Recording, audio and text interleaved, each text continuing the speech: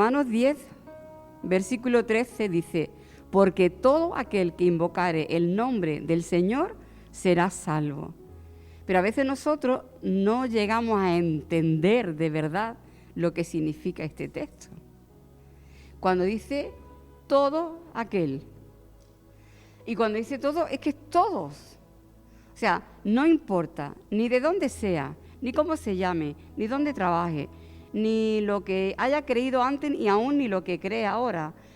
El poder adquisitivo que tenga, la nacionalidad que tenga, el color que tenga. O sea, no importa nada. Dice todo aquel. No importa la edad. Desde un niño pequeño hasta un adulto, un anciano ya a punto de morir. Lo hemos visto. Hemos visto ancianos a punto ya, desahuciados ya, y recibieron al Señor y se fueron. El ladrón de la cruz a punto de morir e invocó el nombre de Jesús y fue salvo.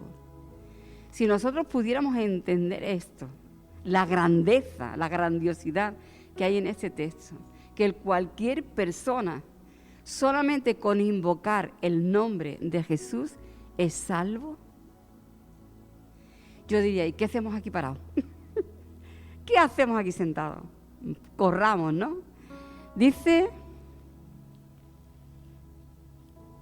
claro, ante esto, que si una persona invoca el nombre del Señor es salva, pues dice ahora: ¿cómo pues invocarán a aquel en el cual no han creído? Hay mucha gente que no creen en Jesús y como no creen, no lo van a invocar. ¿Y cómo creerán en aquel del cual no han oído? Porque es que resulta que no han oído hablar de Jesús. Han oído hablar de un Cristo, de un personaje histórico o de una tradición basada en alguien que murió hace más de 2000 años. ¿Entendéis lo que quiero decir? Pero a Cristo resucitado, sentado en el trono al lado a la derecha de Dios Padre, a ese no le conoce, de ese no han oído, del verdadero Cristo nunca han oído. Entonces dice: ¿cómo creerán en aquel del cual no han oído? Y luego dice: ¿y cómo oirán si no hay quien les predique? Si no se les predica, no pueden oír. Si no oyen, no creen. Y si no creen, no invocan. Entonces, ¿qué nos toca hacer? Dice el siguiente texto. Dice, el mismo texto, ¿y cómo predicarán si no? Dice, ¿y cómo predicarán si no fueren enviados? Tienen que ser enviados. Tienen que predicar. Tienen que oír. Tienen que creer. Y tienen que invocar. Ahora, ¿dónde empieza todo esto? En alguien que es enviado a predicar. ¿Vale?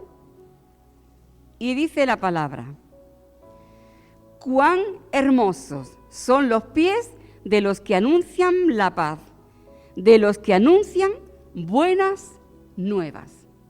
Y eso es predicar. Predicar. El Señor nos envía a predicar. Pero cuando hablamos de predicar es esto. Es llevar noticias, a anunciar la paz, a anunciar buenas noticias. Y eso no lo hacen los misioneros. Porque este texto se usa siempre para los misioneros. ¡Ay, los pies de los que van! ¡Adiós! ¿Y tú? Que tienes que empezar a predicar desde Jerusalén, desde tu Jerusalén, hasta Judea, hasta Samaria y hasta lo último de la tierra.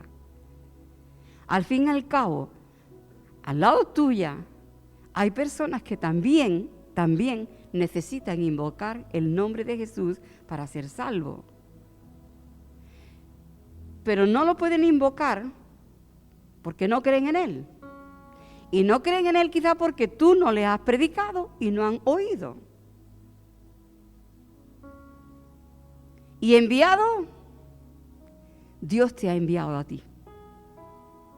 Dios te ha enviado a ti. No pienses que la obra de predicar el Evangelio es solamente de los misioneros a otros países o de los evangelistas que se quedan por aquí haciendo campaña en diferentes ciudades. No. Eso nos corresponde a cada uno de nosotros. La gran comisión fue dada por Jesucristo a cada uno de los discípulos. De gracia recibisteis, dad de gracia. Siempre lo usamos para el dinero, pero es que también la salvación tan grande que Dios te ha dado, tú la has recibido de pura gracia. O tú hiciste algo para ganártela. Tú la has recibido de gracia.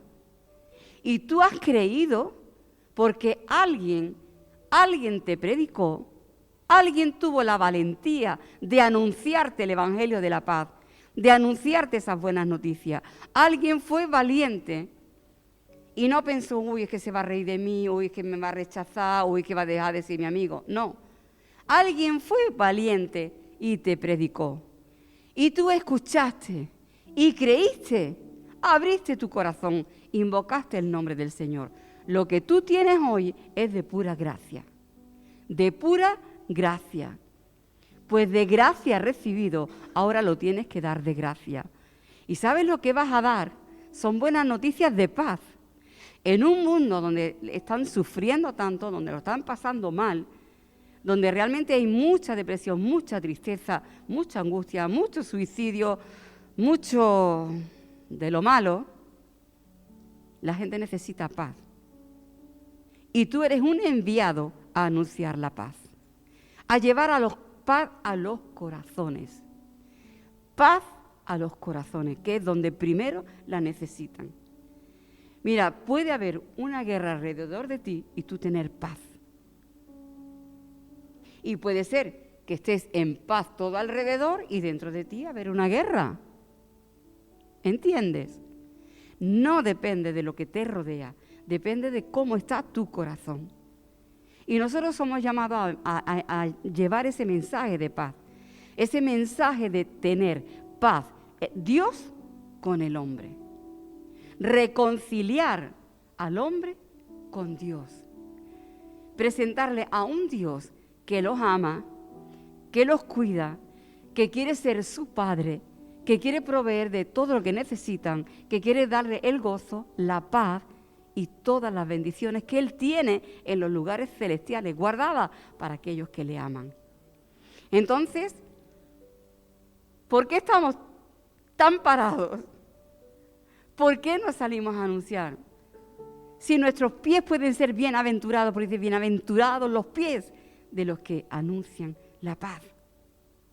Vamos a correr a predicar el Evangelio, vamos a predicar ese mensaje de salvación, de esperanza, pero sobre todo de que hagan la paz con Dios.